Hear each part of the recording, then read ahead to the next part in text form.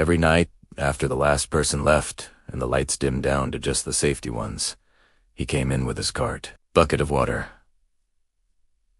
mop, a few old rags folded neatly over the side rail, a small bottle of floor cleaner that always smelled faintly of pine. That was it. That was his whole world for most of the week. His name was Rolf. 53 years old, a quiet man with rough hands and a way of walking that said he had been on his feet far too long, for far too many years. He worked the night shift at a community arts center in a mid-sized town, the kind of place that hosted school plays, local dance recitals, amateur theater, and once in a while, a proper concert. Nothing fancy, but to the people in that town, it meant everything. Rolf had been mopping those same floors for 11 years. 11 years of wiping down the same stage, clearing the same dressing rooms, picking up the same forgotten programs and empty coffee cups left behind by the audience. He never complained about it. Not once. His supervisor, a woman named after a flower she never quite lived up to, once said that Rolf was the kind of worker you stopped noticing.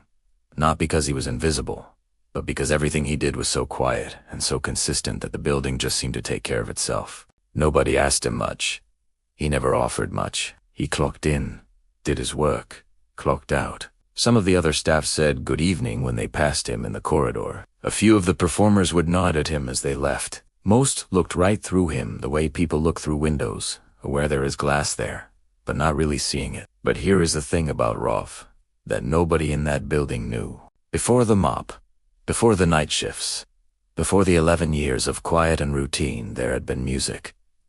Real music. The kind that takes years to learn and a lifetime to understand. He had grown up in a small city, far from where he now lived. His father had played the harmonium at home, just for himself, just for the peace of it. Rolf had grown up falling asleep to that sound, low and breathing and full, like something alive in the room. By the time he was 8, he was sitting beside his father every evening, learning the notes by feel before he ever learned them by name. When he was 14, a teacher at his school noticed something in the way he listened to music, not with his eyes or his feet like other kids, but with his whole body, still and focused, like he was trying to memorize the air itself. That teacher got him into a proper music program. 2 years later, Rolf was studying classical piano at a regional conservatory. He was not just good.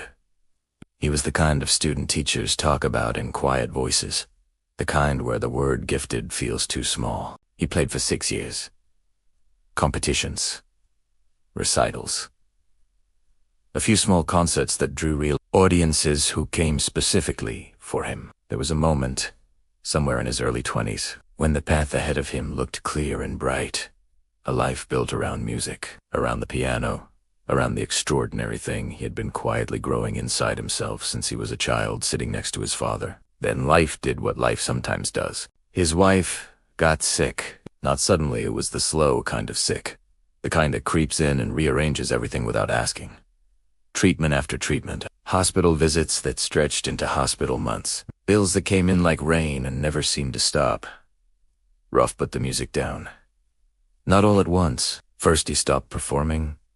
Then he stopped practicing. Then one day he realized he had not touched a piano in over 2 years, and the thought of it made his chest tight in a way he could not fully explain. She passed away on a Tuesday morning in spring, with the window open and birds making noise outside like the world had no idea.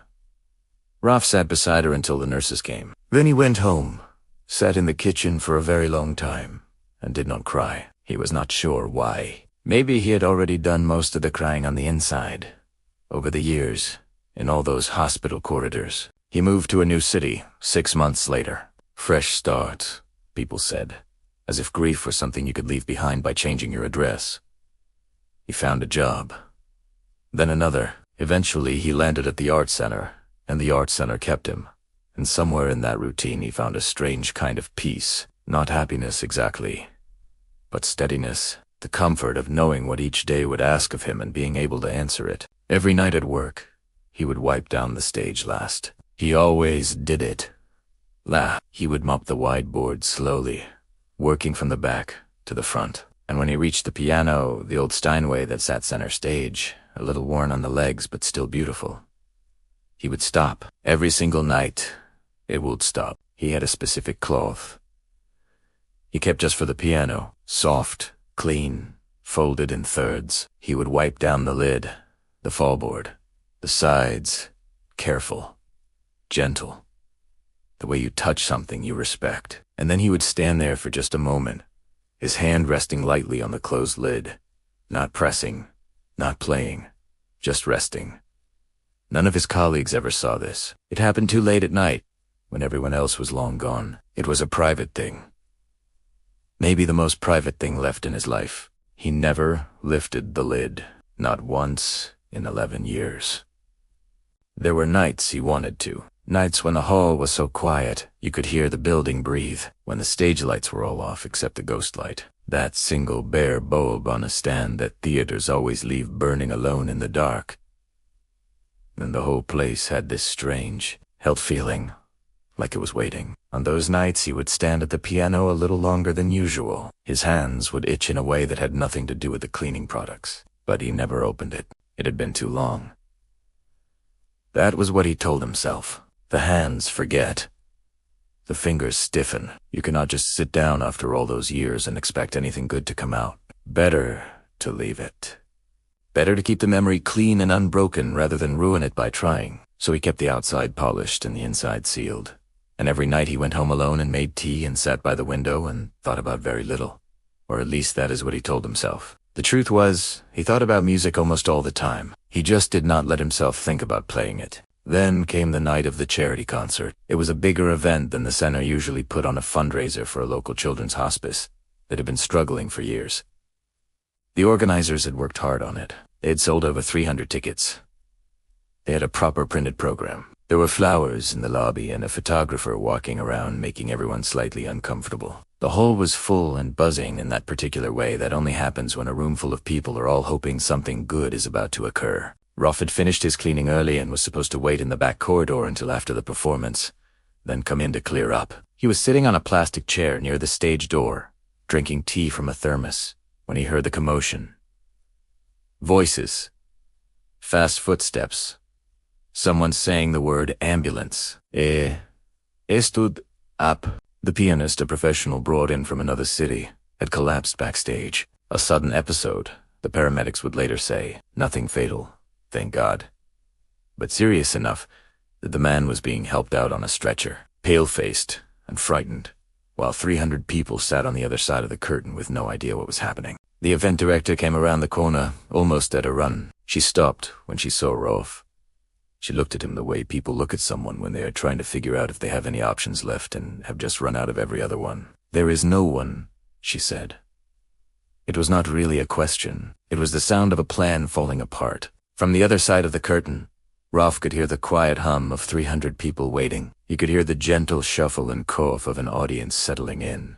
Still hopeful, still patient, still not knowing. He thought about the children the money was meant to help. He thought about his wife, who used to say that the best thing you can do with something beautiful is share it, even when it costs you. He looked at the stage door. He looked at his hands, rough from 11 years of work. A little stiff in the cold, nothing like a performer's hands anymore. He set down his thermos. He walked to the stage door and pushed it open. The stage door was heavier than it looked, or maybe his arms were just tired. Either way, he pushed through it slowly and stepped out into the light. The ghost light was off. Someone had already switched on the stage lights in preparation for the performance. The hall was bright and warm, and for a moment Rolf just stood there, still in his gray uniform, blinking at the rows of seats. 300 people looked back at him. Some were confused. Some were murmuring to each other. A few in the front rows were close enough to see the cleaning cloth still tucked into his belt loop. Nobody clapped. Nobody spoke. The room just watched. He walked to the piano. Each step felt very long. The boards of the stage were ones he had mopped hundreds of times and he knew every creak in them. But tonight they felt different under his feet. Not like a floor he cleaned, but like a floor he was being asked to stand on. He reached the bench and stood in front of it for a moment. The Steinway looked bigger from this side. The lid was down, just as he always left it after polishing. He reached out and lifted it slowly. The wood was smooth under his fingers. He had touched this lid almost every night for 11 years, but only ever on the outside. Now he folded it back and rested it gently against its support. and the keys were there, white and black and perfectly still, waiting. Sat down. The bench was a little high. He adjusted it without thinking. The way your hands remember things, your brain has almost forgotten. He placed his feet on the pedals. He looked at the keys for a moment without touching them. From the audience, someone coughed. A child somewhere near the back asked something in a whisper and was hushed. Then Rolf put his hands on the keys and began to play. The first note rang out across the hall, and it was, there's no other word for it, true. Not rusty, not uncertain. True.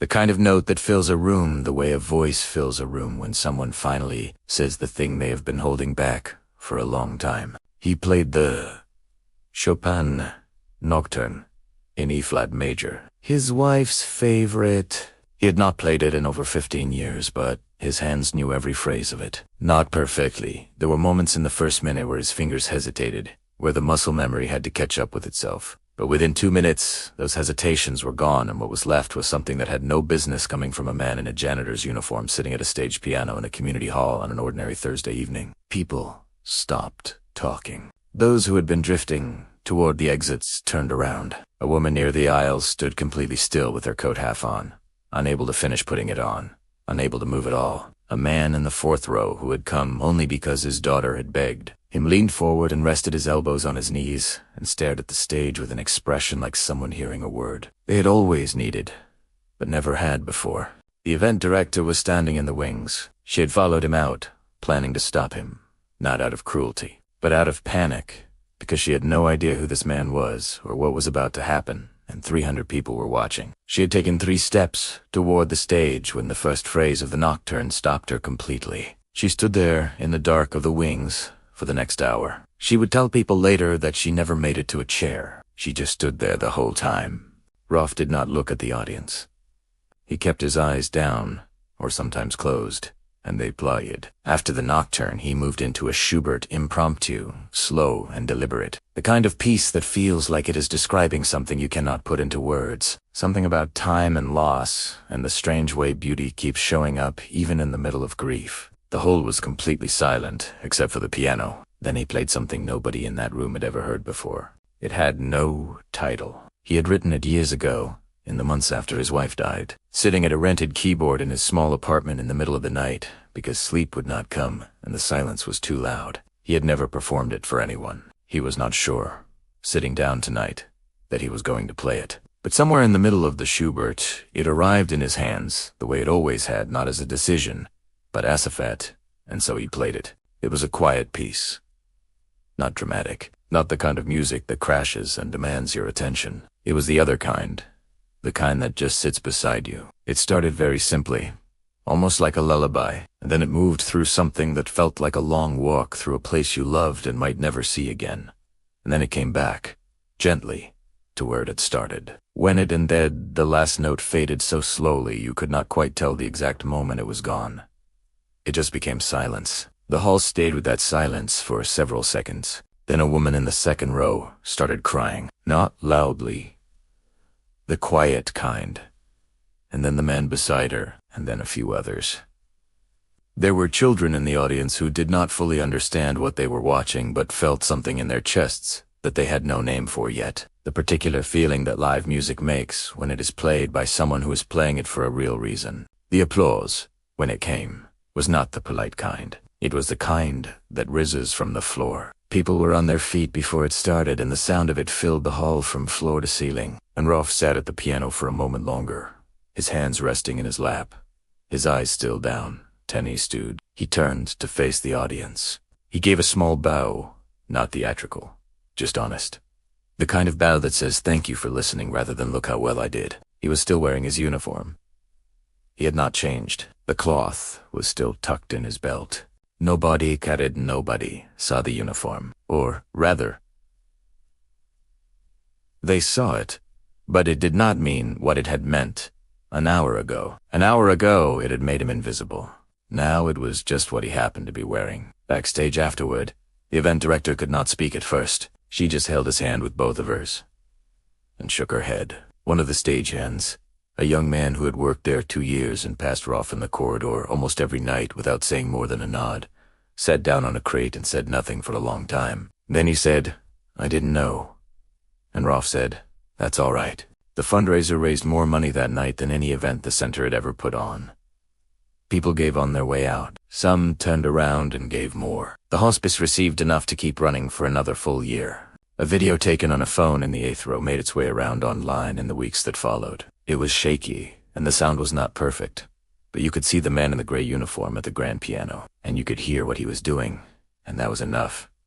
Hundreds of thousands of people watched it. Most of them left comments about crying. Some said they played it more than once. A journalist tracked Rolf down and asked for an interview. He agreed to one, sat across a small table at the center's little cafe, and answered questions calmly and without any performance. When the journalist asked him how it felt to play after so many years of silence, he thought about it for a moment. Then he said it felt like opening a window in a room that had been shut for too long. Not dramatic. Just 8. When asked if he would play again, he said yes. Twice a year. For fundraisers. Always without pay. He had already agreed to the next one. He still works the night shift. Still comes in with his cart bucket, mop, rags, pine-scented floor cleaner. Still wipes down the stage last. Still polishes the Steinway with the soft cloth he keeps folded in thirds. But now, some nights, after everyone has gone and the hall is quiet and the ghost light is burning alone on the stage, he lifts the lid and he plays for a while. Nothing arranged, nothing prepared. Just whatever comes. Sometimes it is something old. Sometimes it is something new that arrives in his hands without warning, like weather. Nobody hears it, or maybe the building does, in whatever way buildings absorb the things that happen inside them over the years. Either way, it does not go to waste. He always believed that about music, that it does not go to waste. That it goes somewhere, even when no one is listening. His father used to say that too, playing the harmonium alone in the evenings, not performing for anyone, just filling the room with something good. Rolf understands that now better than ever. Some things you carry for years without knowing why. And then one night a man collapses backstage and 300 people are sitting in the dark and you set down your mop and you walk out and you finally understand that the thing you were carrying was never just for you. It was always meant to be given away.